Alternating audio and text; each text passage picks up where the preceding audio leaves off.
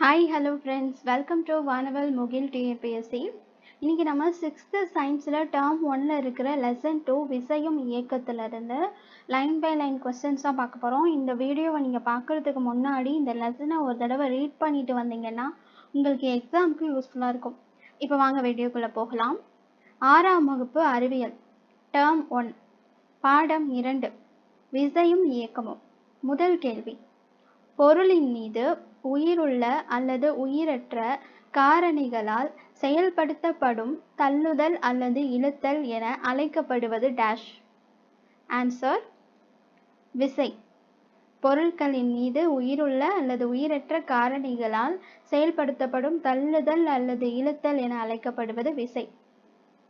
இரண்டாவது கேள்வி, தொடுதலின் அடிப்படையில் உள்ள விசைகள் யாவை? ஆன்சர் தொடு விசை மற்றும் தொடா விசை. தொடுதலின் அடிப்படையில் உள்ள விசைகள் தொடு விசை மற்றும் தொடா விசை. மூன்றாவது கேள்வி, புவி அதன் மீது செயல்படுத்தப்படும் விசையின் பெயர் டேஷ். புவி அதன் மீது செயல்படுத்தும் விசையின் பெயர் டேஷ். ஆன்சர் புவியீர்ப்பு விசை. நான்காவது கேள்வி, நிலையான பொருளின் மீது விசை செயல்படும் போது பொருள் டேஷ் நிலையில் இருந்து இயக்க நிலைக்கு வரும். ஆன்சர் ஓய்வு. நிலையான பொருளின் மீது விசை செயல்படும் போது பொருள் ஓய்வு நிலையில் இருந்து இயக்க நிலைக்கு வரும்.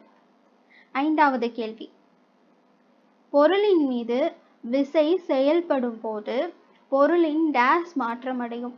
விசையானது பொருள் நகரும் திசைக்கு எதிர் திசையில் செயல்படுத்தப்படும் போது பொருளின் வேகம் குறையும் அல்லது இயக்கம் நிறுத்தப்படும். இதுக்கான ஆன்சர் வேகமும் திசையும். அதாவது பொருளின் மீது விசை செயல்படும் போது பொருளின் வேகமும் திசையும் மாற்றம் அடையும்னு சொல்றாங்க.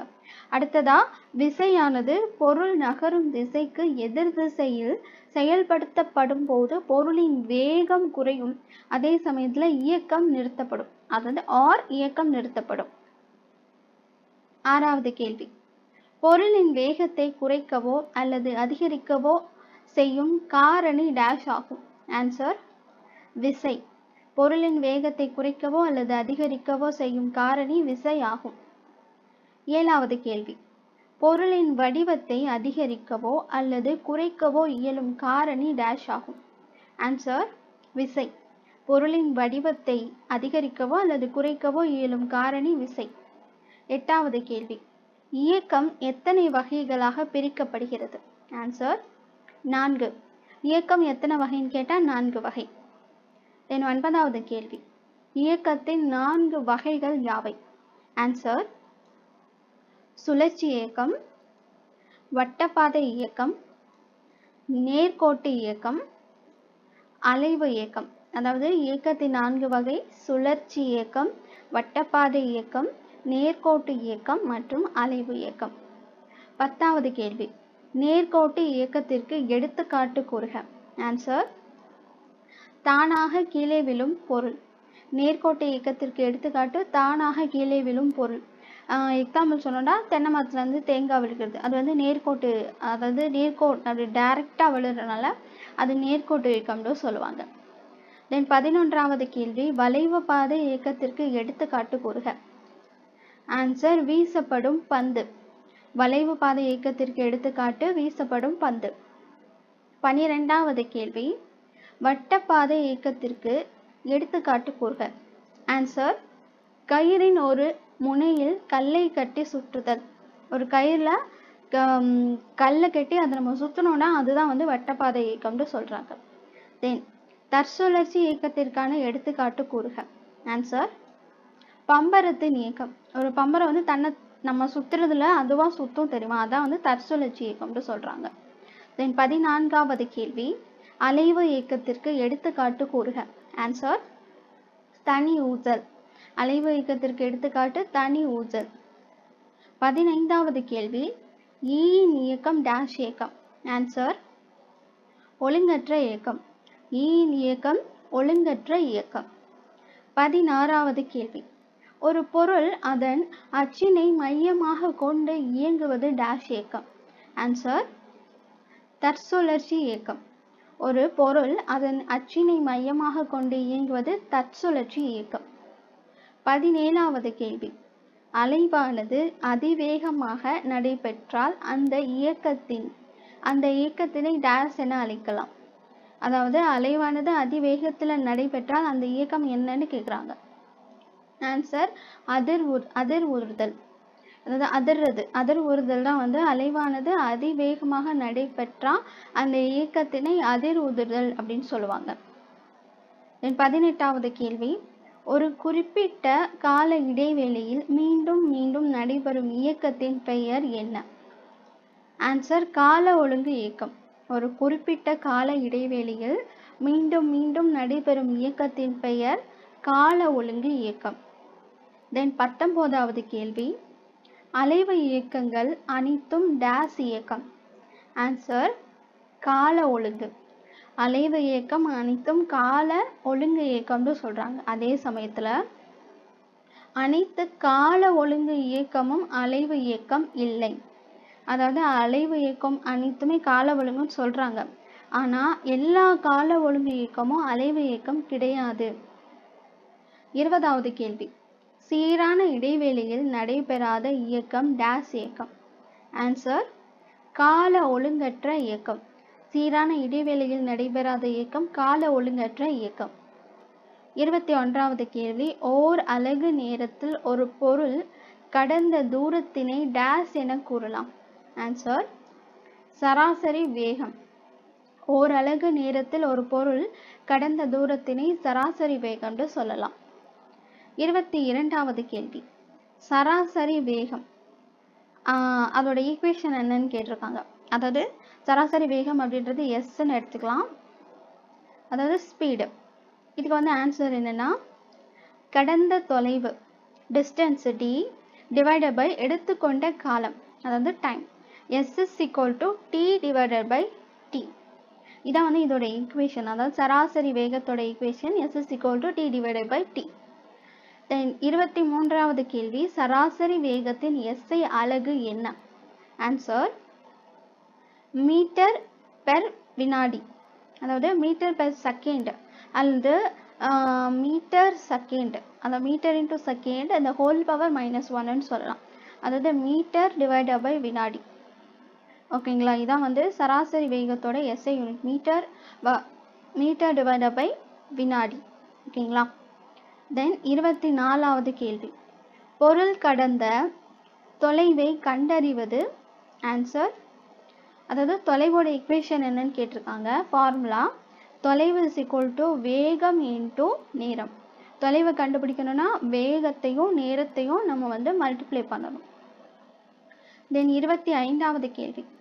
உசைன் போல்ட் 100 மீட்டர் தூரத்தினை டேஸ் வினாடி நேரத்தில் கடந்து சாதனை புரிந்துள்ளார். ஆன்சர் 9.58 வினாடி நேரத்தில். உசைன் போல்ட் 100 மீட்டர் தூரத்தினை 9.58 வினாடி நேரத்தில் கடந்து சாதனை புரிந்துள்ளார். 26வது கேள்வி. தரையில் வாழும் விலங்குகளின் மிக வேகமாக ஓடும் விலங்கு எது? ஆன்சர் சிறுத்தை. சராசரியாக 112 கிலோமீட்டர் அதாவது மணிக்கு 112 கிலோமீட்டர் தூரத்துல போகும். என்ன? சிறுத்தை. அது தரையில் வாழும் விலங்குகளில் மிக வேகமாக ஓடும் விலங்கு சிறுத்தை. 27வது கேள்வி.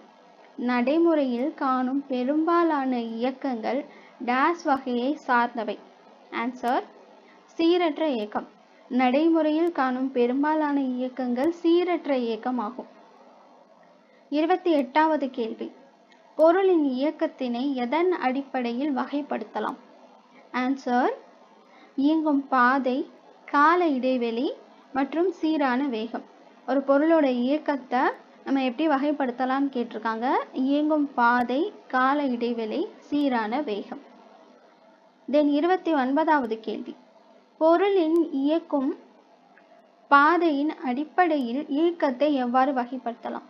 ஒரு பொருளோட இயக்கும் பாதையோட அடிப்படையில ஒரு இயக்கத்தை எப்படி வகைப்படுத்தலாம்னு கேட்டிருக்காங்க. முதல்ல வந்து நேர்கோட்டு இயக்கம், வளைவு பாதை இயக்கம், வட்ட பாதை இயக்கம், தற்சுழற்சி இயக்கம், அலைவு இயக்கம், ஒழுங்கற்ற இயக்கம். அதாவது இந்த 6 வகையா பிரிச்சிருக்காங்க. என்னென்னா நேர்கோட்டு இயக்கம், வளைவு பாதை இயக்கம், வட்டப்பாதை இயக்கம், தற்சுழற்சி இயக்கம், அலைவு இயக்கம் மற்றும் ஒழுங்கற்ற இயக்கம்.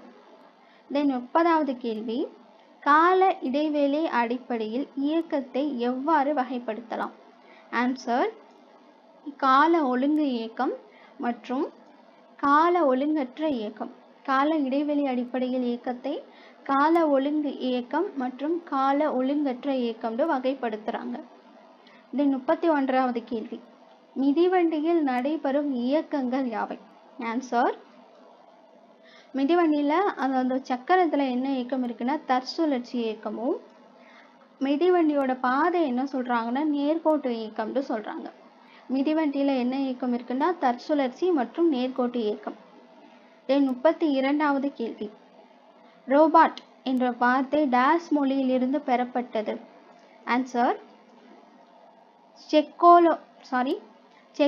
செக்கோஸ்லோவியா. அதாவது ரோபோட் என்ற வார்த்தை செக்கோஸ்லோவியா என்னும் மொழியிலிருந்து பெறப்பட்டது. தென் ரோபோட் என்பதன் பொருள் என்ன? ஆன்சர், உத்தரவுக்கு படிந்த ஊழியர். ரோபாட் என்ற சொல்லின் பொருள் உத்தரவுக்கு படிந்த ஊழியர். தென் 34வது கேள்வி, ரோபோட்டுகள் பற்றிய அறிவியல் பிரிவின் பெயர் என்ன? Answer, robotics. ரோபாட்டுகள் பற்றிய அறிவியல் பிரிவின் பெயர் ஆன்சர் ரோபாட்டிக்ஸ். தென் 35வது கேள்வி, ரோபாட்டுகளின் கண்களாகவும் காதுகளாகவும் செயல்படுபவை எவை? ஆன்சர், மின்னணு உணர்விகள். ரோபோட்டுகளின் கண்களாகவும் காதுகளாகவும் செயல்படுபவை மின்னணு உணர்விகள். தென் 36வது கேள்வி, ரோபாட்டுகளின் தொடுதலுக்கான நுட்பத்தை அளிப்பவை டேஷ்? ஆன்சர், அழுத்த உணர்விகள். ரோபாட்டுகளின் தொடுதலுக்கான நுட்பத்தை அளிப்பவை அழுத்த உணர்விகள். தென் 37வது கேள்வி, மனித மூளை போன்ற சிந்திக்கத்தக்க வகையில் கணினி செயல்பாடுகளை உருவாக்குவதன் பெயர் டேஷ்? ஆன்சர், செயற்கை நுண்ணறிவு. மனித மூளை போன்று சிந்திக்கத்தக்க வகையில் கணினி செயல்பாடுகளை உருவாக்குவதன் பெயர் செயற்கை நுண்ணறிவு.